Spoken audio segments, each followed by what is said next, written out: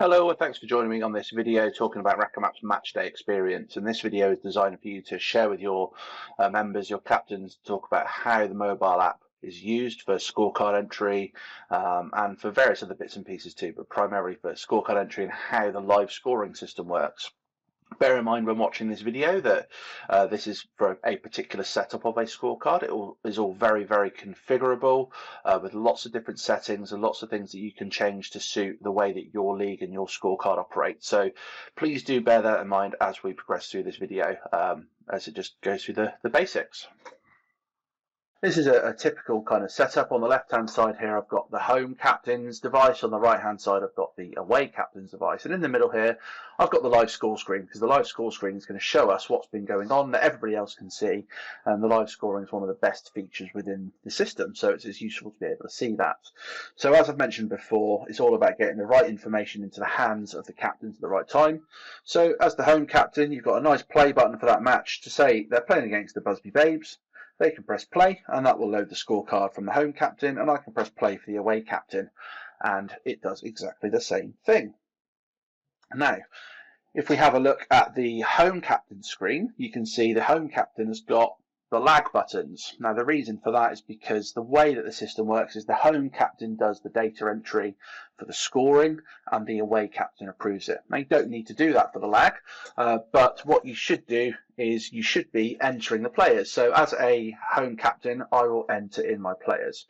Now this particular setup is designed to not reveal your opponent's team until both sides are locked in, but that is not a requirement across all setups, so just bear that in mind. There are lots of different ways that your scorecard can be managed.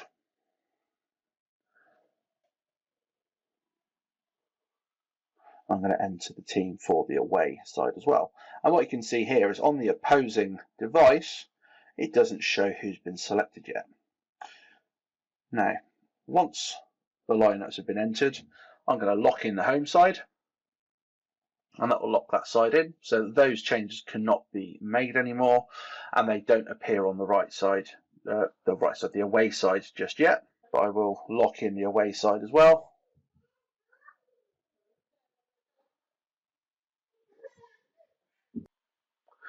And you can see when both sides have locked in, then both sides get each team revealed. So on the home side of the screen, you can see the home captain's got the ability to enter in the results, and they can enter in whether it's a win or whether it's a dish. Now what you can't see there at the moment is who's breaking. So you indicate who won the lag, and it sets your break indicator for everybody. Now what you'll see there is for each result you can either enter who's won, and if they won via a break dish or a reverse dish. So by pressing that button will automatically trigger that score. And what you'll see as the home captain is entering these scores, then the away device will refresh in the background every 30 seconds or so and give you the option to approve the results. Provisional score gets shown at the top, but you can confirm the frame approval, and what we'll see within the live scores is as the frames get approved, then the match appears within the live scores.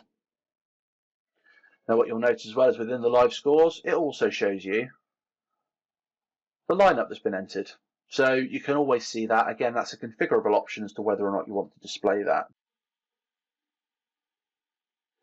Now you don't have to play the frames in order. You could play frame 5 ahead of frame 4 if you choose to. The most effective way to do this is for all captains to enter their frames in real time, purely because it's the most interesting thing for your viewers and for people in other venues to be able to keep track of the live scores there. And then you just repeat that process as you go along. Now what you will see in the second set of singles, we're utilising an automated mechanism in here to automatically pre-populate the second half. So we can see we've got a rotation for the second half.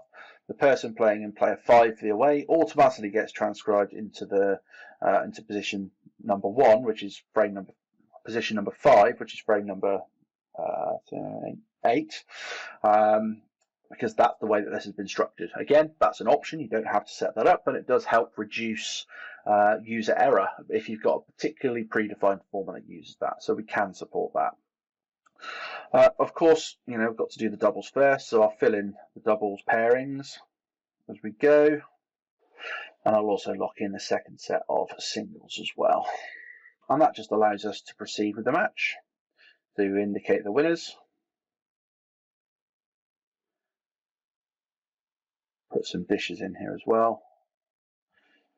And then if you want to use the little arrow, then it will refresh the result. Otherwise, it will get the data every 30 seconds. I'm just going to approve these frames.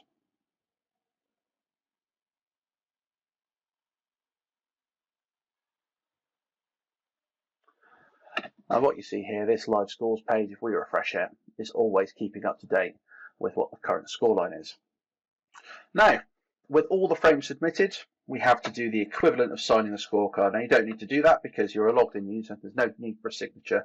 But the home captain starts off by pressing submit result, and this allows them to finalize the result and update all the real league tables. If there is a dispute for whatever reason, there is a dispute management system. You can check the box and it will not update all of your stats and all of your league tables. But otherwise, I'm going to submit the result. And then the away captain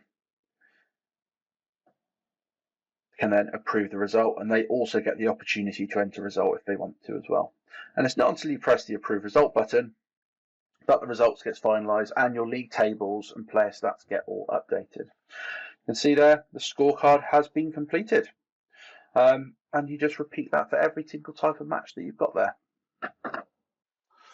I hope this gives you a good idea of how scoring works on a match night for your team leagues. If you do get stuck with anything, or if you need any help, then write to us at hello@RackEmApp.com, and all of our documentation is available on blog.rackemap.com. Thanks very much. Have a good day.